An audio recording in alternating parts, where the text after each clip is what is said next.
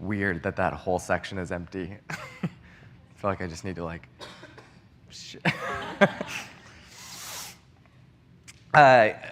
So taking a survey, a group of young adults were prompted with this. When nothing is occupying my attention, the first thing I do is reach for my phone. 77% of them said yes. I feel this, deep in my bones, even though I no longer qualify as a young adult. Some of you might know that back when I took my sabbatical in 2019, I went screenless. No smartphone for 3.5 months. The first day, the first week, the first month were all pretty painful. It was at moments like going through a kind of withdrawal.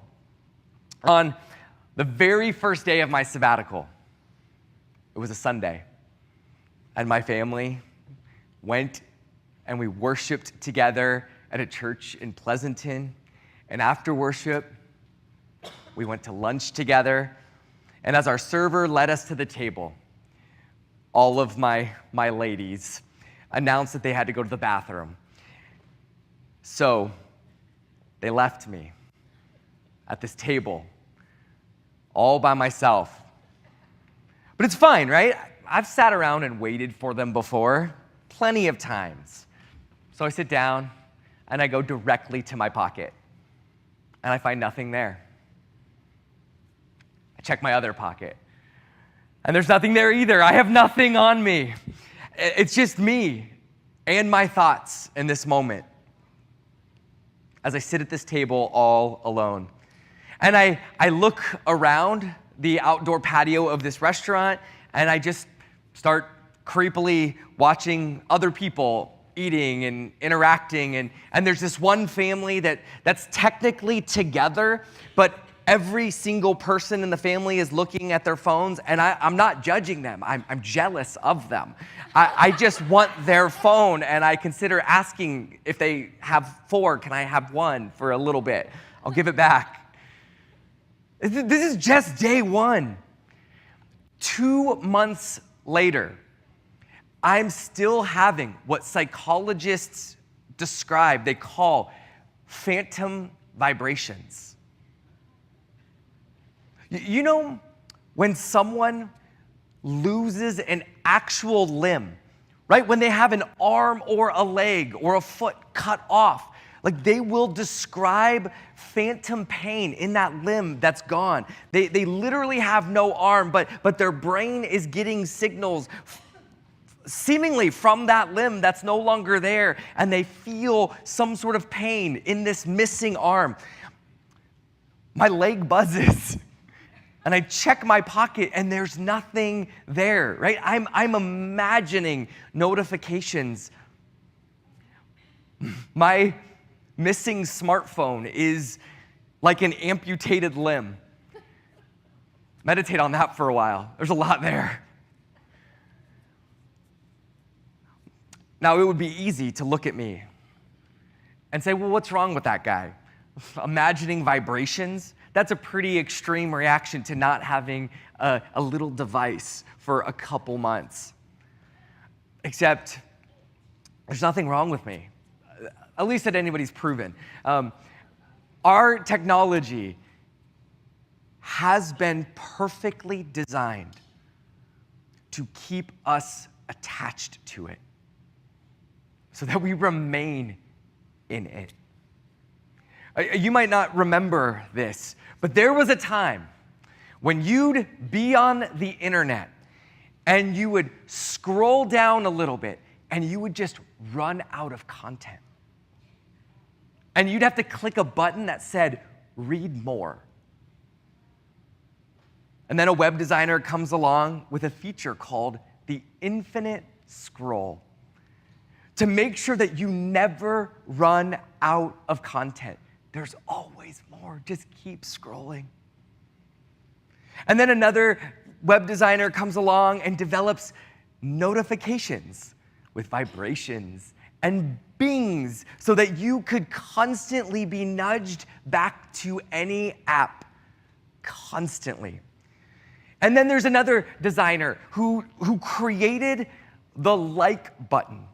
If you want to go on a deep dive, you should listen to her talk about her feelings, her deep feelings about having created this thing. Because essentially, it's designed to give you little dopamine hits constantly that keep you coming back for more. One study suggests that the average phone user touches their phone more than 2,600 times a day. Average phone user. 75% of people sleep with their phones next to their bed. 90% check their phones as the first thing they do when they wake up in the morning. 84% of people around the world, when surveyed, said they couldn't go a single day without their phone in their hand. I can't imagine this information is new to you. You've probably heard variations of it in some form. Sometimes in Bible study, you'll read something like one of Paul's letters, like one of those places where Paul says something really challenging, like, pray without ceasing. And if you've ever been in one of these Bible studies, you'll always find people who seem confused by this idea, right? Like, how could anyone pray without ceasing? Like, what does this actually look like? We have all of these things to do all day long. I can't just pray all the time. We have work and we have family, we have all the things. How could anyone possibly pray like this? Well, just look at our relationship with our devices, and you will see what constant prayer looks like. Constant connection. And look at our relationship with screens, and you will see a form of unceasing prayer. But most of this prayer isn't directed toward God, right? We don't spend face-to-face time with God. Our attention has been captured elsewhere. Our faces are locked into screens. And I opened with 77% of young adults agreeing with the statement, right? When nothing is occupying my attention, when I'm bored, the first thing I do is I reach for my phone. And this might sound bad, but it's actually more serious because a Christian author and podcaster was recently describing a trip he took with his kids to Disneyland. And we know, there is nothing like Disneyland that is more perfectly designed to amaze us, to inspire us, to capture our full attention, to wow us into an unforgettable experience. I mean, Disney has been the very best at capturing our attention for decades now. But this commentator noticed, right, that at the very peak of the Disneyland experience, right, with nostalgic music coming out of the rocks and the bushes all around, with familiar characters everywhere, and with fireworks exploding in the air, right, a literal sensory overload, he looked around and noticed hundreds of people all around him, missing it all as they just looked down at whatever device was in front of them. Right? And so we aren't just reaching for our screens when there is nothing to occupy our attention. Even Disneyland can't hold our attention when our screens are nearby and within reach. And we are always reaching for our screens. We are making a home with our screens. There's another word for home that we don't really use that much. You might recognize the word because there's actually a local nonprofit that works to help people put people into housing. And this organization is named with this uncommon word, abode. Abode. Do you recognize the word abode? You've probably heard it. Turn to your neighbor, turn to the person next to you, and just say abode. It's a weird word, right? We don't say it a lot. An abode is a house, it's a home, abode. Well, you can turn abode into a verb, the action form of home, like the action of dwelling or living in or making a home is the word abide. And so turn to your other neighbor, a different direction, and just say abide. Abide. Abide. In the Gospel of John, Jesus is said to abide with the people in their homes. He homes with them, dwells with them. He stays with them. He remains with them. He lives with them. These are different ways of capturing what this word means and how it's used. He abides with them in their abodes. And so everyone just repeat after me. Say, I abide in my abode. Well done. Those are good rule followers. John then takes this image of abiding and he disconnects it from houses. He disconnects it from a physical house where you would live. In essence, suggesting that you can make a home with someone, but it doesn't require an actual house over you. Jesus is instead describing a kind of relationship between two or more people, where two people are at home with one another in a deep and profound and intimate way. And help us imagine what this relationship is like. Jesus connects abiding with a brand new, completely different image than a house.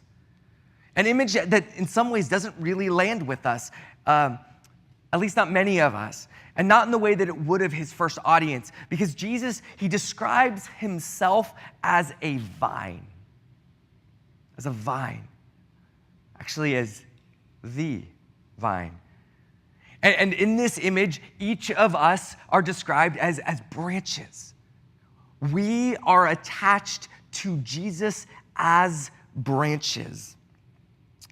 For Jesus, this is what it means to abide.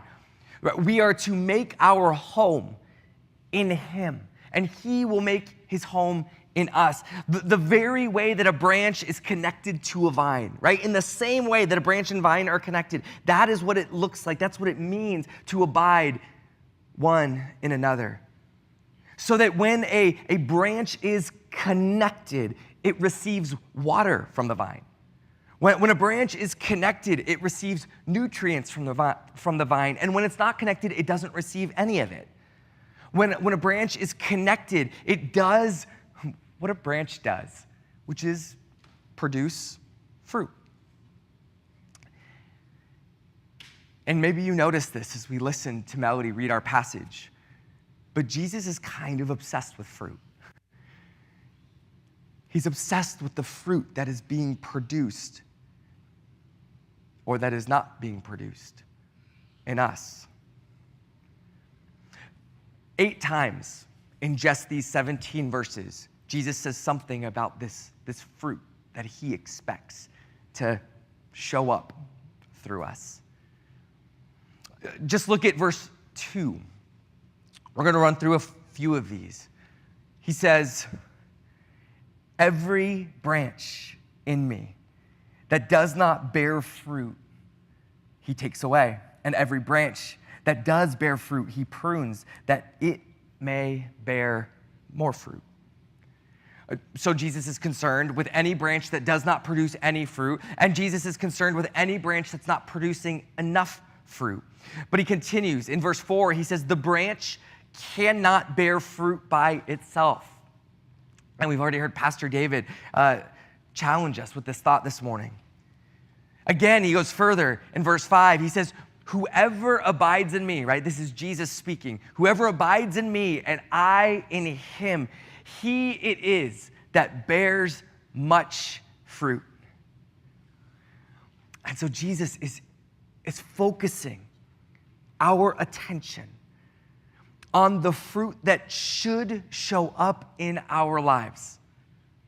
But he's also making it clear that this fruit, where this fruit comes from, right? It's not something that we can manufacture for ourselves. It's not like Jesus says, this is the fruit, and we go, okay, let me get to work, as though we could somehow do this thing apart from him. Jesus also takes us really to the very center, the very heart of the issue, as he names the central goal of following Jesus. He tells us what it looks like to make God look good. Verse 8, he says, by this my Father is glorified. Right? By this, my Father receives all of the attention and the praise. Everybody sees his goodness, his glory by this, that you bear much fruit. And so, prove, right? Prove to others that you are my disciples. Again, Jesus then clarifies. But, right, this isn't about something that you are going to accomplish on your own. He says, you did not choose me.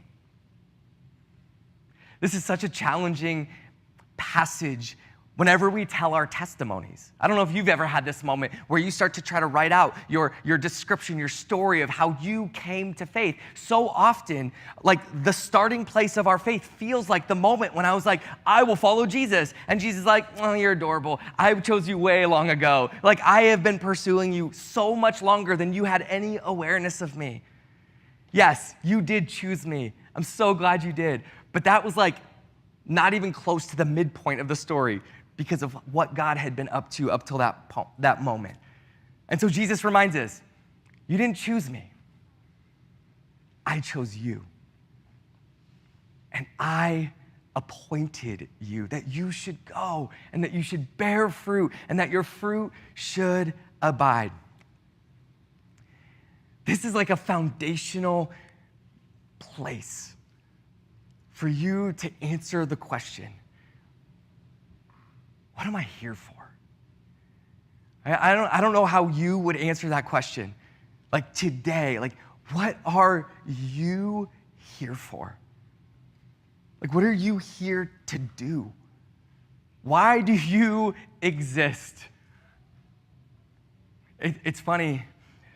A lot of writing on youth ministry has like clarified in the last couple decades, coming around the fact that every teenager in every generation is asking three questions. Who am I? Who do I belong to? And what am I here for? And anybody who reads those questions and is like, yeah, I'm gonna help teenagers answer those questions, realizes, oh wait, those are the same questions adults are asking too, that we're all needing to answer. Wait, who am I? Who are my people? And what am I here for, right? What are you here for? Jesus just says it. He chose you. Jesus appointed you. You could use different language, whatever resonates with you. He's drafted you. He picked you in his fantasy football draft onto his team. He picked you to play for him. He's hired you onto his work team. Whatever it is, just know that Jesus has a job for you to do. You have a purpose, a mission that is founded in him. And that is simply to bear fruit, to bear much fruit. And so I just actually want to give us a minute Sometimes it's easy to just like plow through a bunch of words and go, okay, yeah, I'm with you. But I want to just like pause to prayerfully consider all of us, whether we are fulfilling God's dream, God's purpose, God's intention for us. And so let's just ask God in this moment to show us the fruit that our lives are producing or not producing. And so I want you to just imagine. You can close your eyes if this is easier for you. But just consider this a moment of prayer. Imagining our Father, the vine dresser, walking in and among us, his vineyard. And he comes across you. One he is called and chosen and appointed to bear fruit. He comes across you, his branch. And what does he find? And I just want you to consider these 3 questions. Is there any fruit? Is there a little fruit? Is there much fruit? And let's just sit with this for a moment.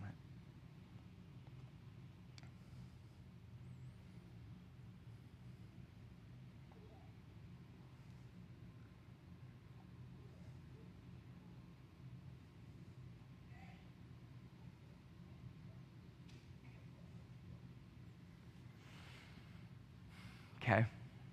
I wonder if you have an answer, if you sensed God helping you to see. But this might be a sort of awkward follow-up question, but do you know the kind of fruit that God is looking for as the vine dresser walking among us?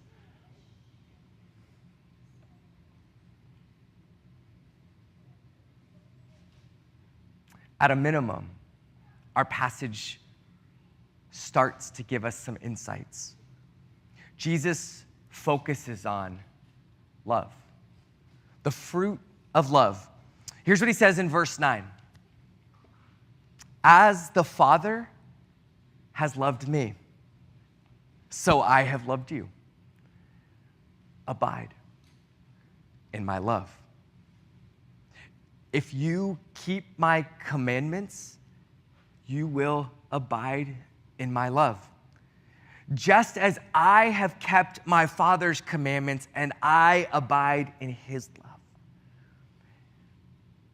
It's really simple. The Father loves Jesus. Jesus knows his Father's love. Jesus makes his home in his Father's love. And so Jesus is shaped by his Father's love. It nourishes him. He receives it, and he then offers this very same love to the disciples that are around him. And he turns to us, he tells us to make our home in his love, the very love that he offers us in obedience to the Father who loved him.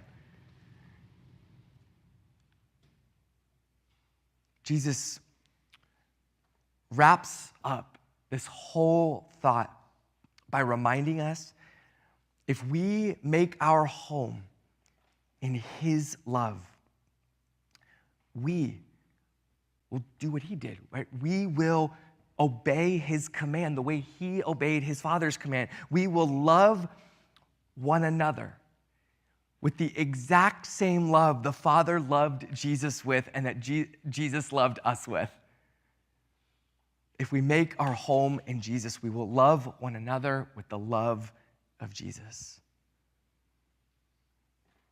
And so, with this clarity around what the fruit is and looks like, what does the vine dresser see as he walks in and amidst the vineyard?